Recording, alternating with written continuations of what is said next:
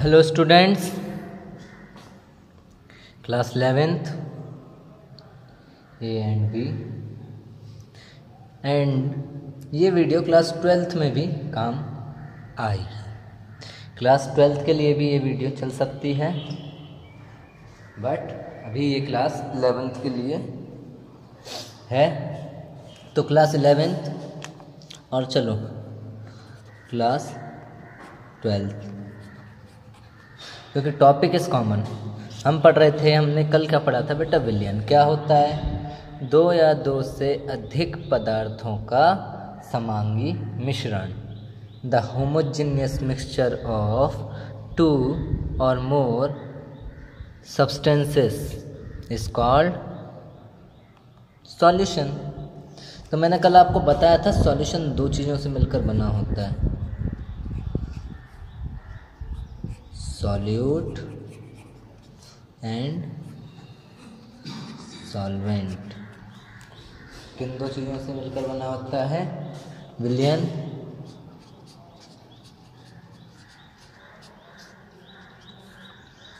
विलय और विलायक। विलय और विलायक। तो मैं अगर बात करूं विलय की, तो विलय क्या होता है? किसी भी सॉल्यूशन का वो कंपोनेंट यानी वो घटक जो उस सॉल्यूशन में घोला गया हो। जैसे पानी में चीनी को घोला गया तो चीनी क्या हो गई? विलय। और पानी जिसमें घोला गया हो वो क्या हो जाता है? विलायक। Solute is the component of the solution which is dissolved and the solvent is the solution component of the solution in which solute is dissolved। जिसमें सॉल्यूट को घोला जाता है वो होता है सॉल्वेंट, और जिसको घोला जाता है वो खुद कौन होता है? सॉल्यूट। तो मैंने कल ये बताया था। तो हम पूरे सॉल्यूशन के लिए ए का यूज़ करते हैं फॉर शोइंग सॉल्वेंट, जैसे विलायक। बी का यूज़ करते हैं सॉल्यूट विलय के लिए।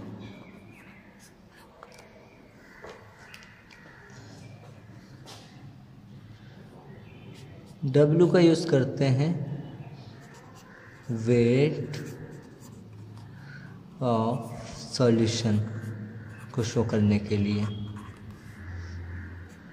विलयन का भार दर्शाने के लिए, जो कि क्या होता है? W is equal to WA plus WB। A यानी के सॉल्वेंट, W यानी वेट, तो किसका वेट? सॉल्वेंट का वेट। B यानी के सॉल्यूट, W यानी वेट, तो किसका वेट? सॉल्यूट का वेट। ऐसे ही M यूज़ करते हैं फॉर शोइंग मॉलिक्यूलर मास।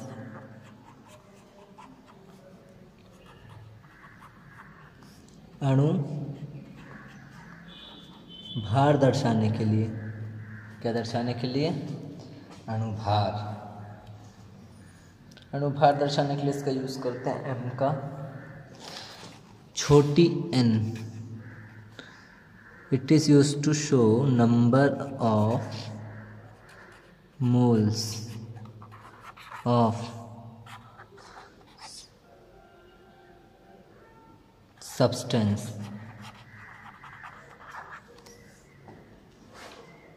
पदार्थ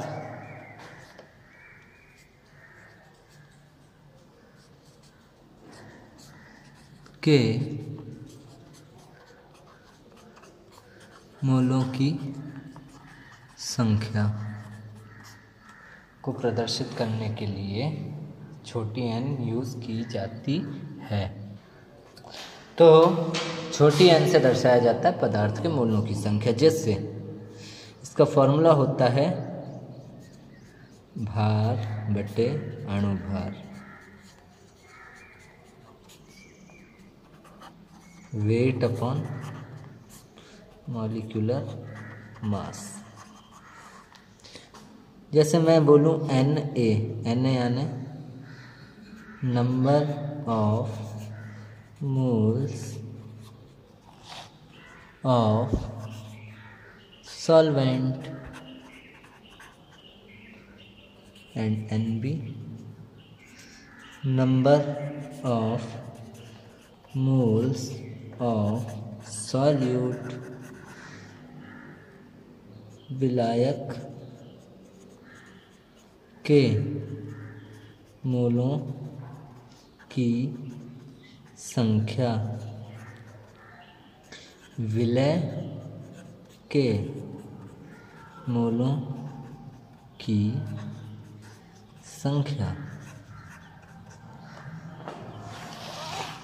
तो बेटा इनका फॉर्मूला क्या बन जाएगा? Na is equal to WA upon MA, और NB का WB अपॉन MB। इसी तरह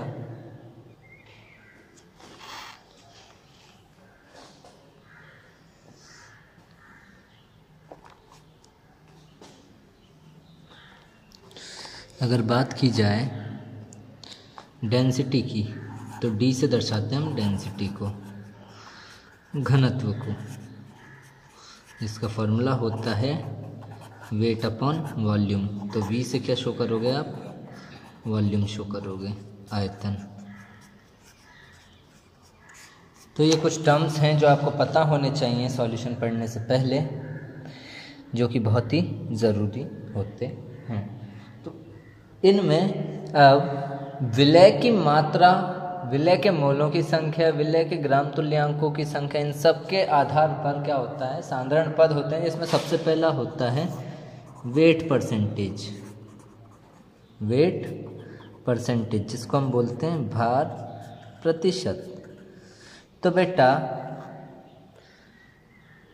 सॉल्यूशन के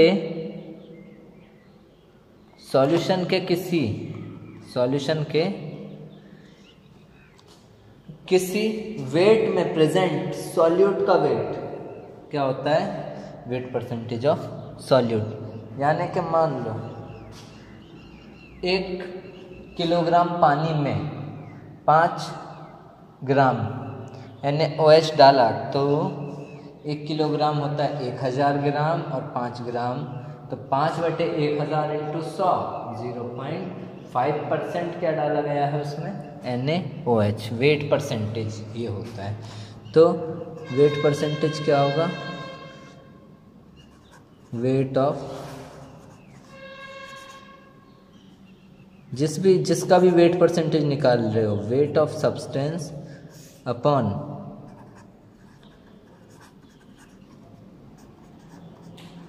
टोटल वेट। मैं यहाँ पर सॉल्यूट की बात कर लेता हूँ, सॉल्यूशन की बात कर रहे हैं।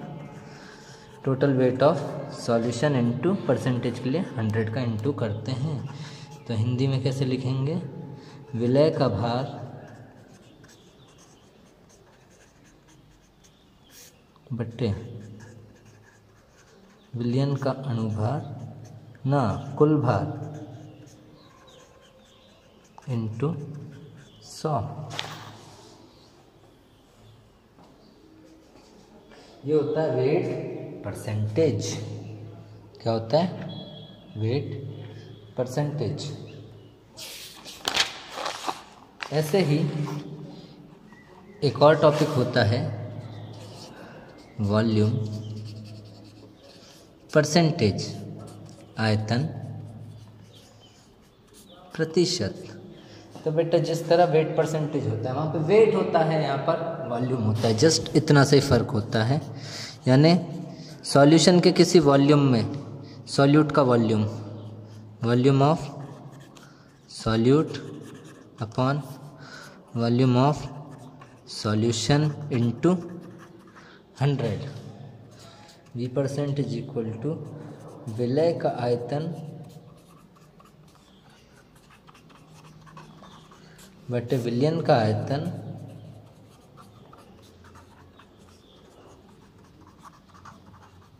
इंटू 100।